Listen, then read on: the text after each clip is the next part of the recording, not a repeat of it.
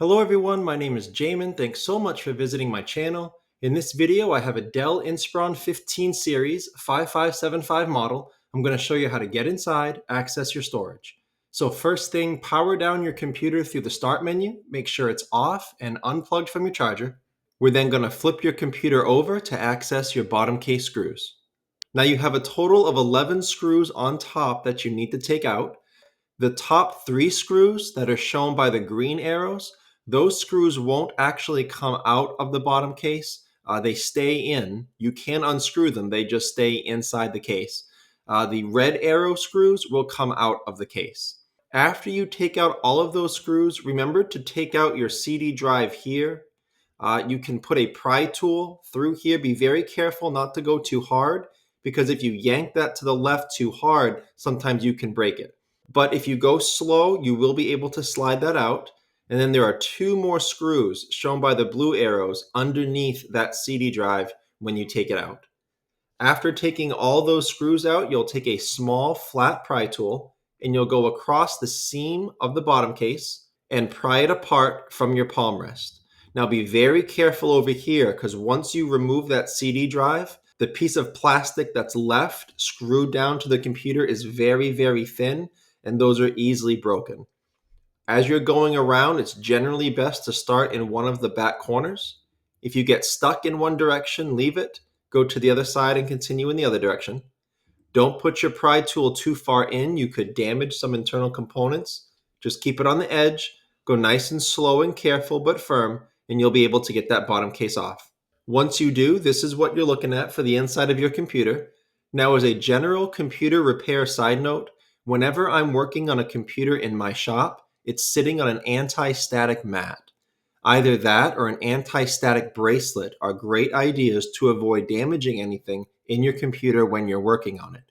If you would like help with any tools or supplies for your project, as well as any replacement or upgrade parts for the Dell Inspiron 5575, there will be a link above, also below in the description, and that will be a list of all the tools and supplies I use for this computer, as well as those replacement and upgrade parts for this specific model. Now, before touching anything in a computer, it's always wise to remove or at least unplug your battery. Computers are safest to work on when as little power as possible is running through them. It's held in by 4 screws, and it plugs into the motherboard right here. Now, as goes for any cables or wires in a computer, try to avoid pulling on the actual wire if at all possible. Try just to manipulate the plug. Sometimes you can damage the wires if you handle them too aggressively, and sometimes if you pull too hard, they can come right out of their plug. So with this white plug, you can get your fingernails or a pry tool on either side of that. Now, as far as storage, this is your hard drive right here. Most of you will have a hard drive stock. This is a 2.5-inch SATA hard drive, and you can get them in a variety of storage sizes, and I believe this computer maxes out at 1 terabyte size for that. So below in the description, in that link I told you about with all the replacement and upgrade parts for this model computer, I will have a 500 gigabyte 2.5-inch SATA drive that fits into this port, and I will also include a 1 terabyte hard drive down there as well. In addition to the 2.5-inch SATA hard drives in this space, you can also upgrade this to a 2.5 SATA solid-state drive. So I will have a couple of those options as well. I will have a 480 gigabyte solid-state drive for here, as well as a 1 terabyte solid-state drive for this 2.5-inch SATA spot. The way to access this storage device, this 2.5-inch SATA drive, there's 2 screws here on the right, 2 screws here on the left. Now, once you do that, you're going to lift up from the left a little bit, and then you're going to carefully unplug the hard drive from this connector cable right here. This is your SATA interface, this black plastic connector. So right here where the blue arrow is pointing, that's the seam. So you're going to carefully separate the hard drive from this port by pulling the hard drive to the left and holding that in place.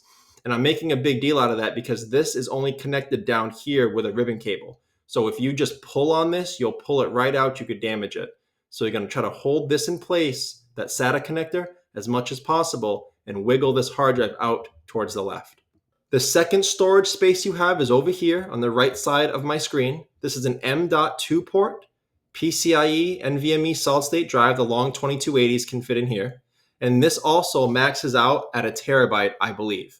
So below in the description, in that link with all the upgrade and replacement parts, I will have a 256 gigabyte solid state drive, a 500 gigabyte solid state drive, and a 1 terabyte option for this port.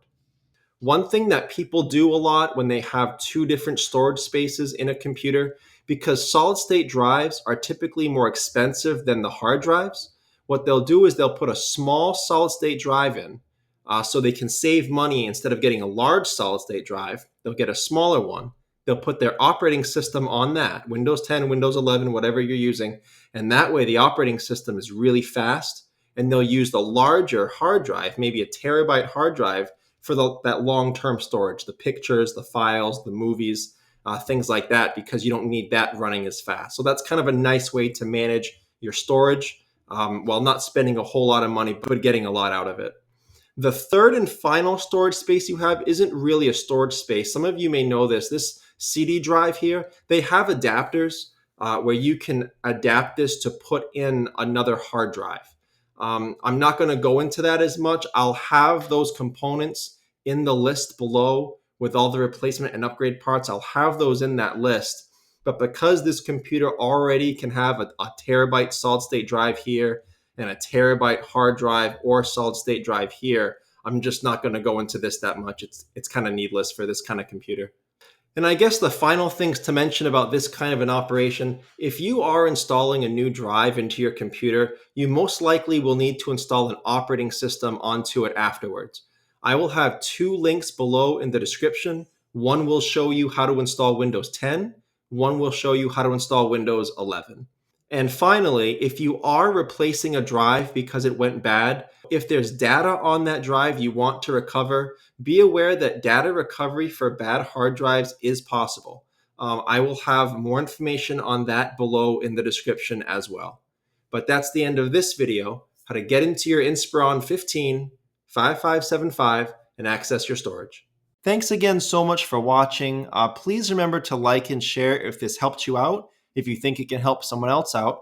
And feel free to subscribe if you enjoy DIY computer content like this, or if you just want to keep me on hand to answer any of your future computer questions. I do try to answer all questions throughout my channel at least a couple times a day.